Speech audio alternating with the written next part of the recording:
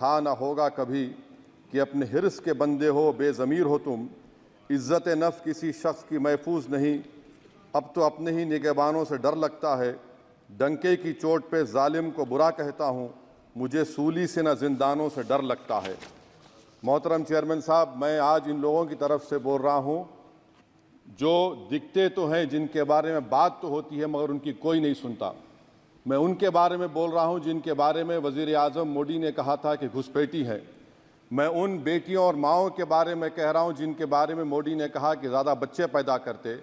मैं उन मासूम नौजवानों के बारे में कह रहा हूँ जिनको मॉब लिंचिंग के ज़रिए मारा जा रहा है। मैं उन बेज़ुबान माँ और बाप के बारे में बोल रहा हूँ जिनकी औलाद आज इस हुकूमत के गलत कानून के चक्कर में जेलों में सड़ रहे हैं।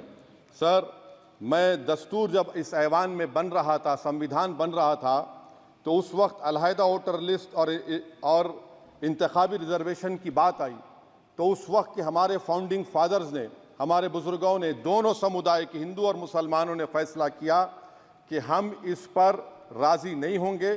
बल्कि उन्होंने क्या कहा था हमारे फाउंडिंग फादर्स ने, उन्होंने मुखालिफत की थी अलहदा वोटर लिस्ट की और इंतखाबी रिजर्वेशन की। उन्होंने कहा था, I quote sir, it is the duty of majority community to ensure that minorities are elected in the representative numbers.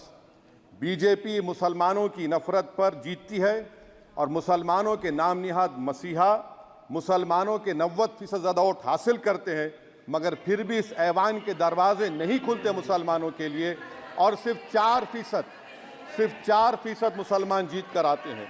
Sir, संविधान सिर्फ एक किताब नहीं है जिसे चूमा जाए, संविधान एक किताब नहीं है जिसे दिखाया जाए, संविधान एक सिंबल भी है, मगर संविधान एक हमारे बुजुर्गों के ख्वाबों की किताब है।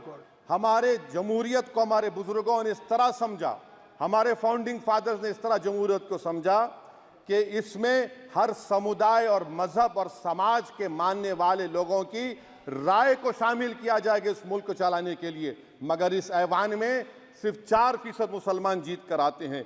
मैं संविधान से जो मोहब्बत के दावे करते हैं उनसे कहूँगा कि कभी उठाकर पढ़ो कॉन्स्टिट्यूंट असेंबली डिबेट्स में कि नेहरू ने, HC मुखर्जी ने, सरदार हुकुम सिंह ने माइनॉरिटीज़ के बारे में क्या कहा था।